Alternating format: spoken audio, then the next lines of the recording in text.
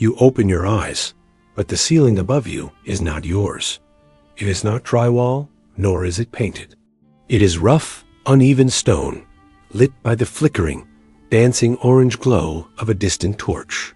The air is heavy, thick with the smell of damp earth, wood smoke, and the sharp tang of hundreds of unwashed bodies. You try to sit up, but your head spins, a dull ache throbbing behind your temples. As you shift your weight on the hard, straw-stuffed pallet beneath you, a harsh, metallic clinking sound echoes in the small, cramped cell. You look down.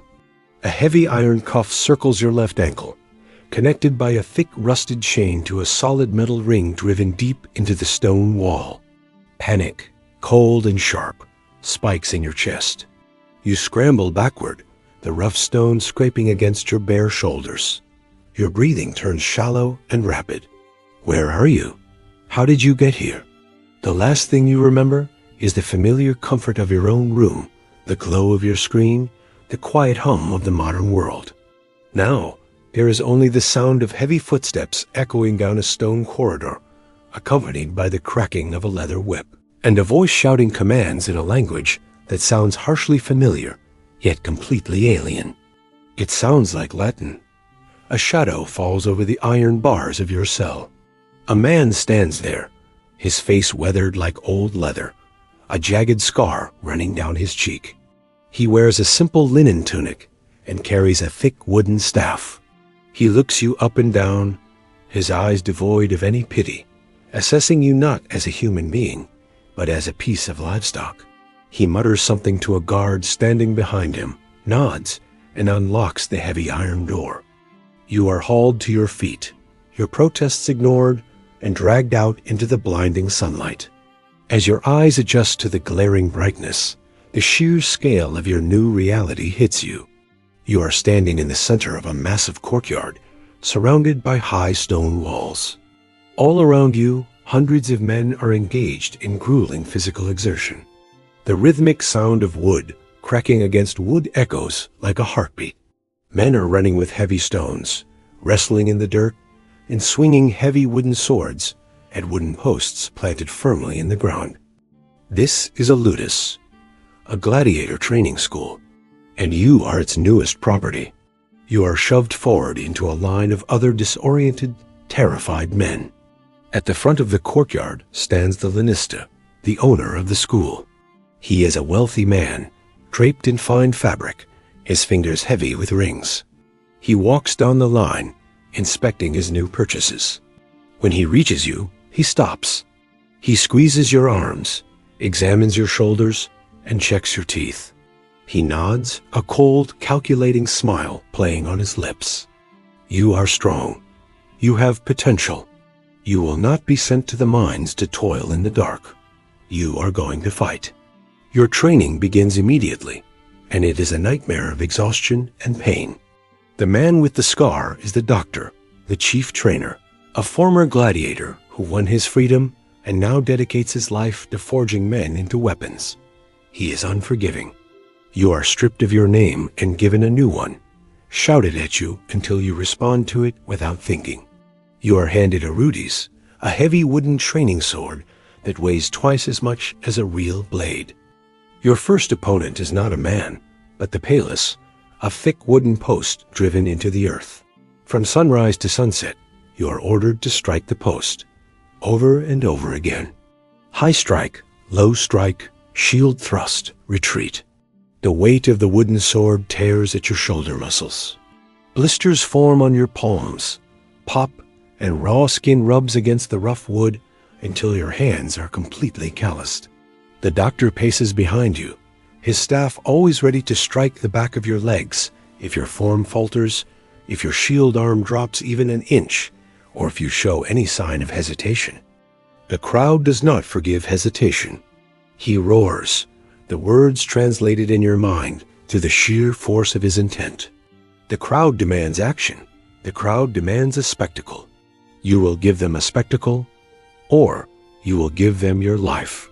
Days blur into weeks.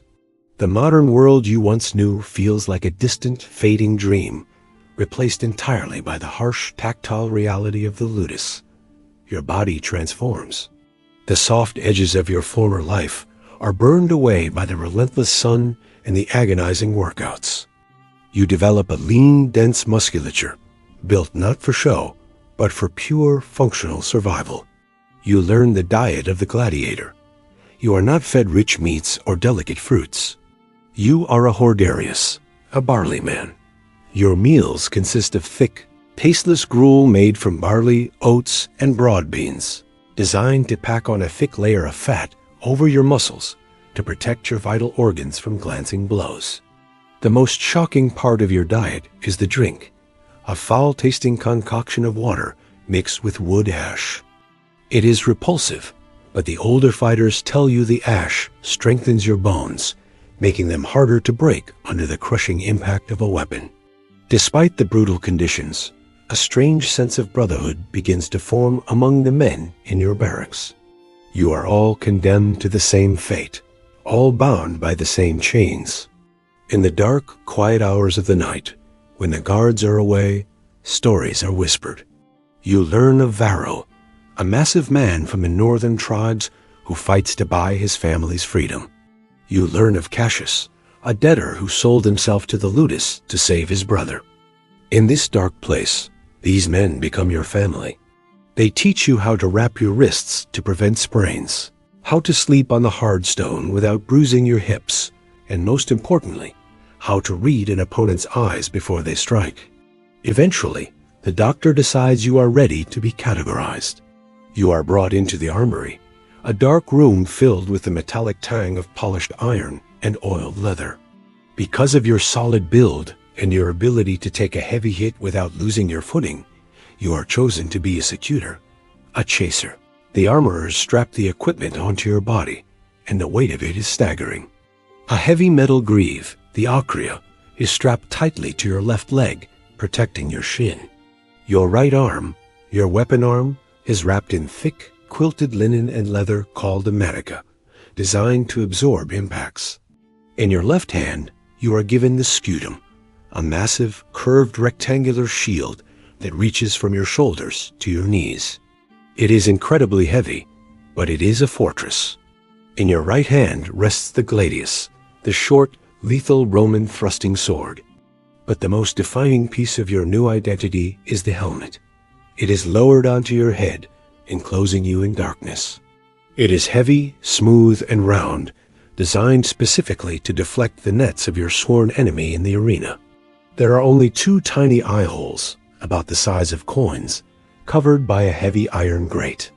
When you look through those grates, your entire world narrows. Your peripheral vision vanishes. Your hearing is muffled by the thick metal, amplifying the sound of your own ragged breathing.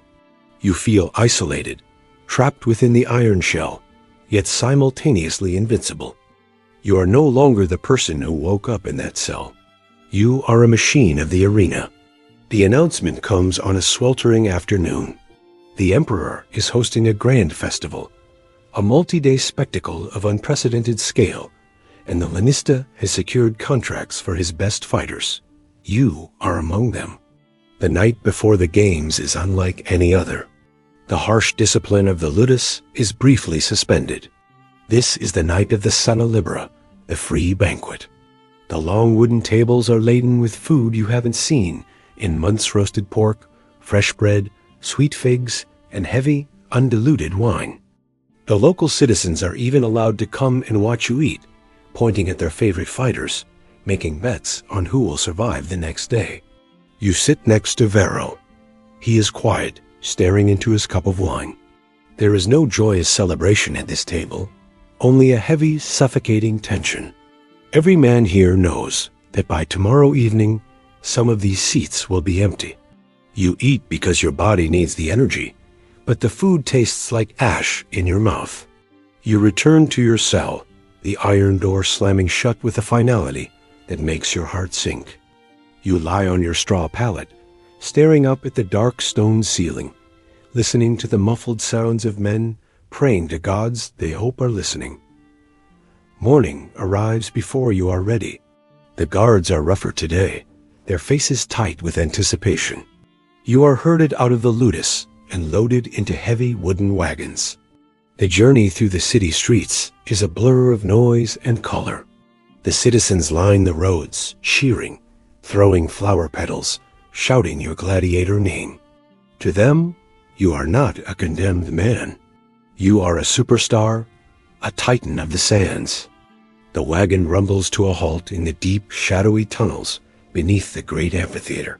The air down here is cool, but it is thick with an overwhelming scent, a mixture of exotic animal musk, sweat, fear, and the metallic odor of damp sand.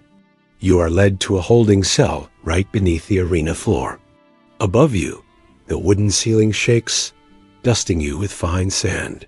The roar of the crowd is unlike anything you have ever experienced. It is a physical force, a continuous, deafening thunder that vibrates in your chest and rattles your teeth. Tens of thousands of voices screaming for entertainment, screaming for a show. The doctor walks down the line of men. He doesn't yell today. He stops in front of you, his eyes locking onto yours. "Remember the Palus," he says quietly. "Keep your shield high. Do not let him blind you. If you fall, you do not stay down. You rise or you do not leave this place." A horn sounds, a deep, mournful blast that cuts through the roar of the crowd. It is time.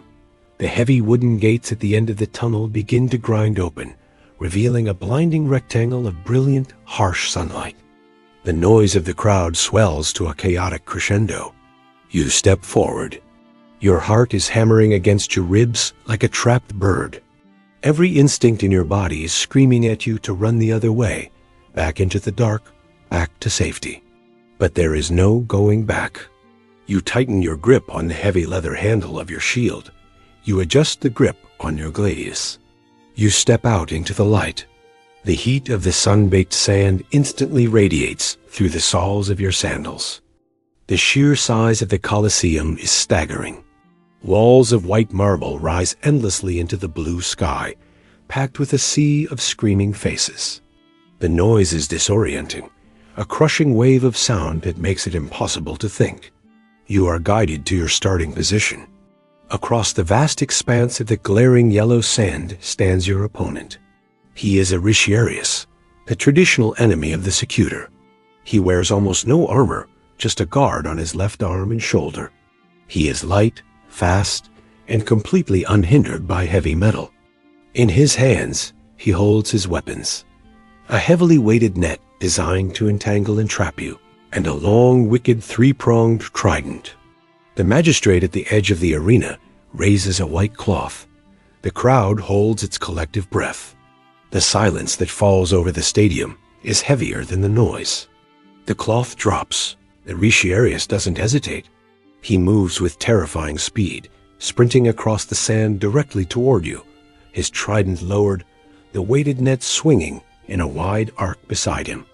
You reach up with a trembling, calloused hand and pull your heavy iron helmet down over your face. The world goes instantly dark, narrowed down to the two tiny grated eye holes. Your peripheral vision vanishes. The roar of the crowd is muffled behind the thick metal, replaced by the ragged, rapid sound of your own breathing. Through the iron grates, you see him closing the distance. 30 yards. 20 yards. 10. You raise your massive shield, bracing your legs deep into the hot sand. You pull your sword arm back, the muscles in your shoulder bunching tightly. The Retiarius winds up, throwing the net high into the air, a dark shadow spreading over the sun, descending rapidly toward your helmet. Behind the net, the 3 points of the metal trident flash brilliantly in the harsh light, thrusting straight toward your chest. You brace for the impact.